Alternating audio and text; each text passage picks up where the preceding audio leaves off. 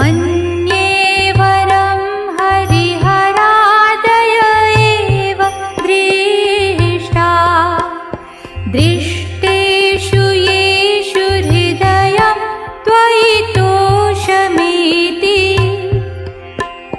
किं वीक्षितेन भवता भुवि येन नान्य कश्चिन्मनोहरति नाथ भवान्तरेऽपि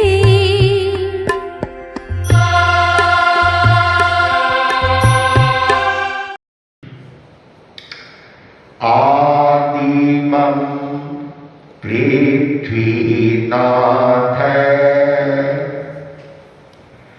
मादिमं निष्परिग्रहम् आदिमं तीर्थनाथश्च ऋषभ स्वामिने नमः ऋषभ स्वामिने नमः।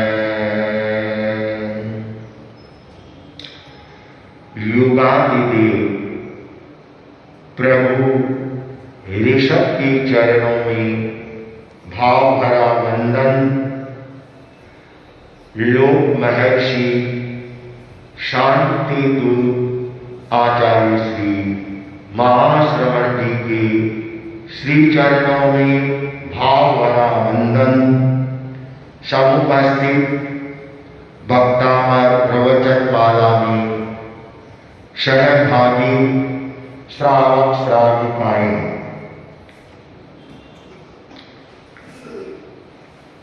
भक्तामर स्तोत्र के माध्यम से आचार्य वानतुंग प्रभु ऋषभ की अविच्छिन्न रूप से स्तवना कर रहे हैं,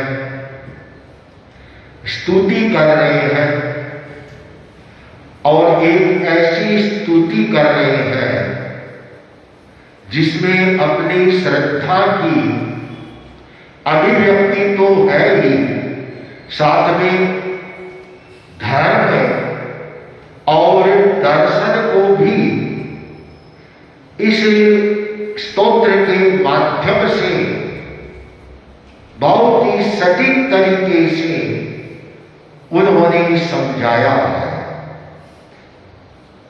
भक्ति श्रद्धा होना एक बात है और ज्ञान युक्त श्रद्धा होना, ज्ञान युक्त स्तवना करना, भक्ति करना, उसमें बहुत बड़ा अंतर आ जाता है। आचार्य वानतुंग अपनी स्तुति को आगे बढ़ाते हुए वे उल्लेख करते हैं कि प्रभु मैं पहले आपका अनुयायी नहीं था। आचार्य वानतुंग प्रारंभ में निर्ग्रंथ प्रवचन से जुड़े हुए नहीं थे। उनके जीवन में प्रारंभ में मैंने उनकी जीवनी की स्टोरी बताई, तब सारा का सारा बताया भी था। उसे आत्मा के अपने आत्मनिवेदन कर रहे हैं प्रभु से कि प्रभु मैं पहले आपका अनुयायी नहीं था, मैंने अनेक दर्शनों को, अनेक मतावलंबियों को मैंने जाना और पढ़ा। मैंने वैष्णव दर्शन को पढ़ा, उसे समझा। मैंने सांख्य दर्शन, मीमांसक, न्यायी इत्यादि न जाने कितने कितने दार्शनिक विचारों से का मैंने अध्ययन किया है और उन सब के अध्ययन के बाद मैंने आपके दर्शन को पढ़ा तो सर्वोपरि मुझे आपका दर्शन लगा, सर्वोपरि लगा। यदि मैं पहले उन दर्शन को नहीं पढ़ता और सीधा आपके ही पास आ जाता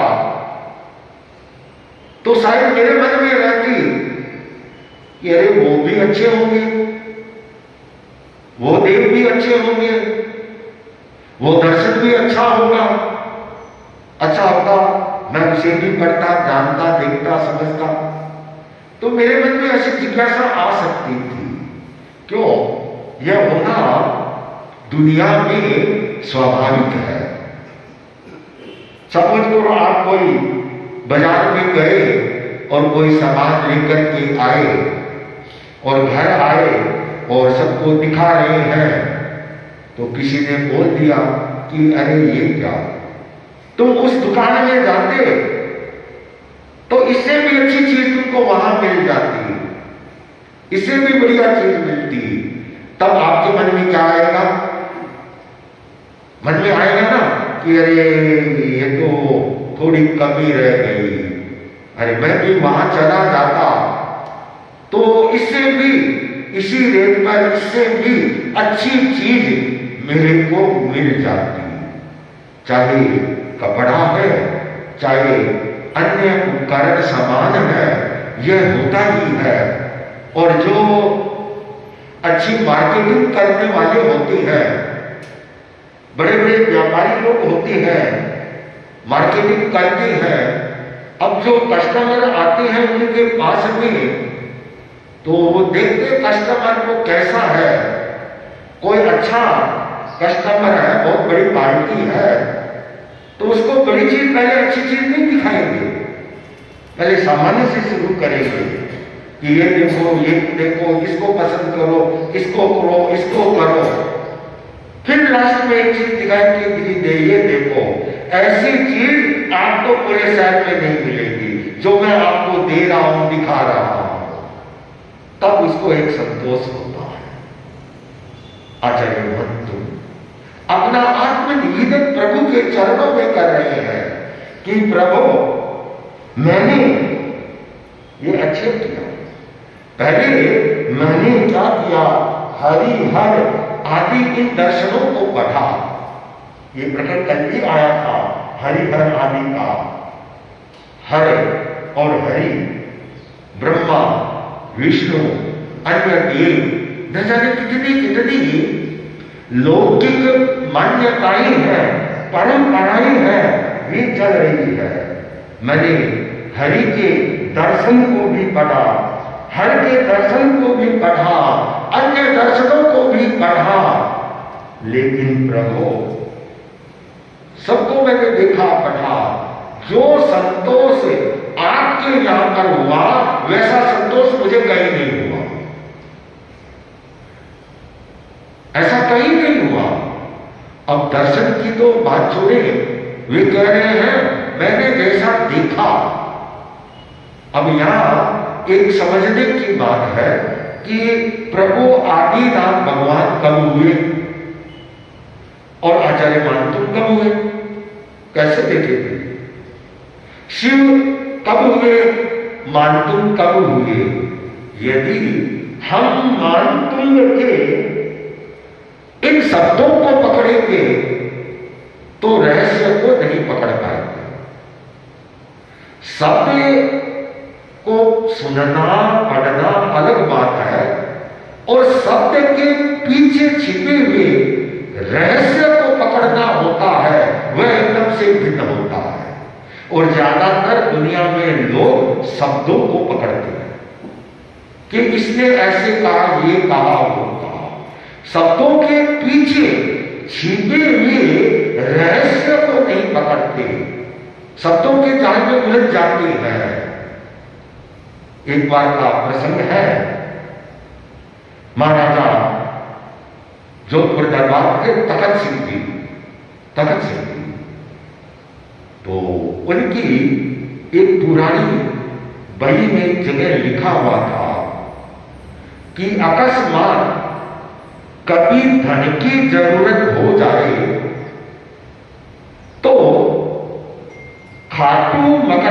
के बीच में अखूट खजाना है। आगे पुराने लोग सांकेतिक भाषा में ऐसा लिख देते थे। अब शब्दों को यदि यहां पर पकड़ा जाएगा तो खाटू मकराने के बीच, जो राजस्थान में है छोटी खाटू और इधर मकराना, आपस में लगभग 30-40 किलोमीटर की दूरी होगी। अब 30-40 किलोमीटर की दूरी के बीच में उस खजाने को खोजना सरल काम है। लिख तो दिया, पुराने जो दीवान था उसका लिखा हुआ था कि कभी धन की जरूरत, आकस्मिक धन चाहिए तो खाटू और मकराने के बीच है, अखूट है, निकाल लेगा। सबके दिमाग ठंड गए और महाराजा तखत सिंह जी को उस समय धन की जरूरत थी, खजाना खाली हो रहा था, धन की आवश्यकता थी। तो सारे मंत्री, दीवान, दरबार सब बैठे कि अब खाटू मकराने के बीच में कहां पर खोजे। तो उनमें एक अनुभवी था, एक पुराना बुजुर्ग आदमी दीवान था। उसने कहा कि ये जो लिखा है इसके पीछे कोई रहस्य है, कोई रहस्य है कि खाटू मकराना। तो खाटू मकराना के इस रहस्य में उसका दिमाग उलझा, दिमाग पर प्रेशर डाला और महलों को देखने लगा। जिन्होंने जोधपुर के महल देखे हैं, ऊंचे ऊंचे महल है, बहुत पुराने बने हुए, और घूमते घूमते वह वापस दरबार में आया। और दरबार में जहां महाराजा तखत सिंह जी का सिंहासन लगा हुआ था, सिंहासन था, तो उस सिंहासन के एक तरफ खाटू का पत्थर था, एक तरफ मकराने का पत्थर था। लिखा था खाटू मकराने के बीच में। उन दोनों के बीच के स्थान को खोदा गया, खजाना मिल गया। अब देखिए, ये है शब्दों के अर्थ के भावार्थ। तो जब एक आदमी शब्दों में छिपे हुए उस रहस्य को नहीं पकड़ पाती है, तब तक शब्दों के जाल में यह दुनिया है वह विलसती रहती है। आचार्य मान तुम कहती हैं कि प्रभु, अरे आपका ज्ञान दर्शन तो मैंने समझा, अरे आपका मुखारविंद है, आपका चेहरा है, उसको भी यदि अन्य मतावलंबी देख ले तो ऐसा तृप्ति मिलेगी, ऐसा आनंद मिलेगा जो अन्यत्र कहीं पर भी मिलने वाला नहीं है। क्यों? इस जगत के जितने भी देव हैं, देवियां हैं, मान्यताएं हैं, वो राग और द्वेष से भरे हुए हैं। आप इनसे ऊपर उठ चुके हैं, वीतरागी है, आप में न राग है और न आप में द्वेष है। इसलिए आपके ज्ञान दर्शन, आपका चेहरा, आपका आभा मंडल, भाव मंडल वह इतना तेजस्वी है। एक लौकिक मान्यताओं के ऊपर प्रहार कर दिया। ये कहते हैं जगत के देव सब देखे, कोई रागी कोई द्वेषी। जगत के देव सब देखे, कोई रागी कोई द्वेषी। किसी के हाथ आयुध है, किसी के हाथ आयुध है, किसी को नार प्यारी है, किसी के हाथ आयुध है, किसी को नार प्यारी है। जगत के देव सब देखे, कोई रागी कोई द्वेषी। कि प्रभु जगत के सारे देवों को मैंने देख लिया, कोई रागी है और कोई द्वेषी है। यही सारे देव में मैंने देखा है। किसी के 4 भुजाएं हैं, किसी की 8 भुजाएं हैं, लेकिन भुजाओं में पकड़ा हुआ क्या है? क्या पकड़ा हुआ है? आयुध, हथियार पकड़े हुए हैं। हथियार किसपर होता है? शत्रु के ऊपर प्रहार किया जाता है। इसका मतलब द्वेष हो गया, द्वेष है। और उन लौकिक देवों के साथ नार, स्त्री भी उनको प्रिय है, साथ साथ में स्त्री भी है, तो वे राजी भी हो गए। प्रभु मैंने आपको देखा, उनको देखा, सबको देखा, लेकिन आप जैसा वीतराग भाव मैंने कहीं पर भी नहीं देखा। इसलिए प्रभु आपका यह दर्शन है, आपका मुख है, वह मुझे बहुत ही वह पसंद आया है और मैं यहाँ आकर के एकदम से तृप्ति का अनुभव कर लेता हूँ। मुझे बहुत तृप्ति हो रही है। अब जिसने सामान्य गाय का दूध पिया, अब किसी ने जर्सी गाय का दूध पिया, किसी ने देसी गाय का दूध पिया। जर्सी की गाय के दूध से देसी गाय का दूध है वह और अच्छा माना जाता है, लेकिन उससे भी अच्छा है यदि किसी ने चक्रवर्ती की गाय का दूध पी लिया हो, तो फिर दुनिया में जितनी भी गाय है सब गायों का दूध उसको फीका लगेगा। कहाँ चक्रवर्ती की गाय होती है, उसके दूध में जो मीठापन है। तो इसलिए प्रभु मैंने यह सब कुछ देख लिया है। आपके दर्शन को पढ़ने में बाद मेरी स्थिति ऐसी बन गई है कि मुझे अन्य दर्शन में आकर्षण ही बिल्कुल आकर्षण नहीं रहा। और वे इसे वक्तामर काव्य के इस 21वें काव्य में ये उल्लेख कर रहे हैं। मन्ने वरम हरिहरा दय एव दृष्टा, मन्ने वरम हरिहरा दय एव दृष्टा, दृष्टेषु येषु हृदयं त्वयि तोषमेति, दृष्टेषु येषु हृदयं त्वयि तोषमेति, किं वीक्षितेन भवता भूयेन नान्या, किं वीक्षितेन भवता भूयेन नान्या, कश्चिन् मनोहरति नाथ भवान्तरेति,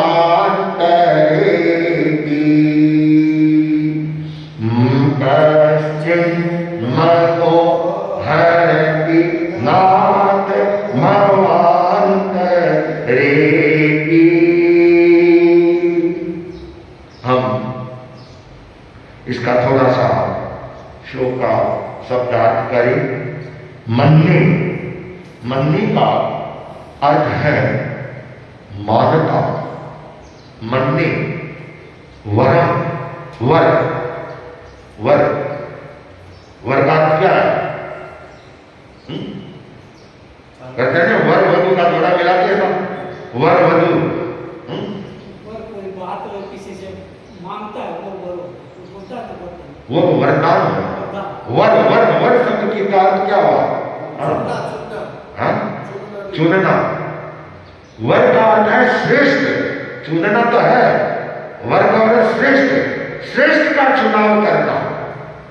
मन्ने वरम, मानता हूं श्रेष्ठ, हरिहर, विष्णु, शिव, आदि, ब्रह्मा आदि। अब देखिए कैसी बात कह रहे हैं कि मैं श्रेष्ठ मानता हूं किसको? कि विष्णु, शिव, ब्रह्मा आदि एव ही दृष्टा, देखे गए, दृष्टेषु, देख लेने पर, यीशु जिनके हृदय त्वयि तुम्हारे में तो सब संतोष। मैंने हरि विष्णु शिव ब्रह्मा न कितनों को देखा, सबको देखा, लेकिन मुझे तोष है वह आपके दर्शन से। जैसा आनंद जैसे मुझे संतोष आपके दर्शन से हुए कहीं नहीं हुआ। एक ही प्राप्त होता है किम क्या वीक्षितेन देख लेने से भवान्ताम आपको भूमि पृथ्वी पर ये जिससे न नहीं अन्य दूसरा। आपको देख लेने पर इस पृथ्वी पर अन्य कोई दूसरा नहीं नजर आया। कश्चित कोई मन हरती हरण करता है ना ही ना भावांतर जन्म जन्मांतर अपि भी, कि ऐसा कोई नहीं है हे प्रनाथ जो जन्म जन्मांतर के इस भाव को हरण कर दे, दुख को मिटा दे, ऐसा कोई नहीं है। इसे 21वें काव्य का हम सबको एक सरल तरीके से इसका पूरा भावार्थ को समझें तो इस तरह से समझ सकते हैं कि हे प्रभु, मैंने आपको देखने से पहले हरि हर आदि को देख लिया, यह अच्छा हुआ, ऐसा मैं मानता हूं कि मैंने पहले उनको देख लिया। यदि पहले उनको नहीं देखता तो मेरे मन में भी यह रहता कि वो भी अच्छे होंगे, उनको भी देख लेता। उनके साराग चरित्र को देखने के पश्चात तुम्हारा वीतराग चरित्र मुझे तोष दे रहा है। ये सारे के सारे सैरागी हैं और प्रभु आप वीतरागी हैं। आपको देखने से क्या हुआ, एक मेरी विचित्र मनोदशा बन गई, बड़ी विचित्र मनोदशा बन गई। हे नाथ, अब इस धरती पर मेरे मन को हरण करने वाला अब कोई नहीं है। इस जन्म में क्या भावांतर में भी कोई मेरे मन को हरण नहीं कर सकता, ऐसा आपका है मुखारविंद है। तो यह इस 21वें श्लोक का यह भावार्थ थोड़ा सा इसका विवेचन किया गया। और इस श्लोक के साथ साथ में जो भक्तावर वर्ग के प्रभावशाली आचार्य हुए हैं, उन्होंने ये जितने भी हैं रिद्धि मन के सारे लौकिक है, मूल भक्तावर लोकोत्तर है, एकदम आत्मा का कल्याण करने वाला है। लेकिन दुनिया होती है, दुनिया स्वार्थी होती है, दुनिया तो मतलबी होती है। तो परिस्थितियों को देख करके और लोगों को भटकने से रोकने का प्राचीन काल में, मध्यवर्ती काल में आचार्यों ने ऐसे प्रयोग किए हैं। ओम ह्रीं अरहम नमो पन्न समनान झ्रौम झ्रौम नमः स्वाहा, ये इसका रिद्धि है। ओम नमो भगवते शत्रु भय निवारणाय नमः स्वाहा, ये मंत्र। ओम नमः श्री मणिभद्र जय विजय अपराजिते सर्व सुखम गुरु गुरु स्वाहा, ये इनके मंत्र हैं। तो यह 21वां काव्य बड़ा ही एक प्रेरक और आत्मनिवेदन, अपना आत्मनिवेदन प्रभु के चरणों में आचार्य मान तुमने किया है। ओम हरि।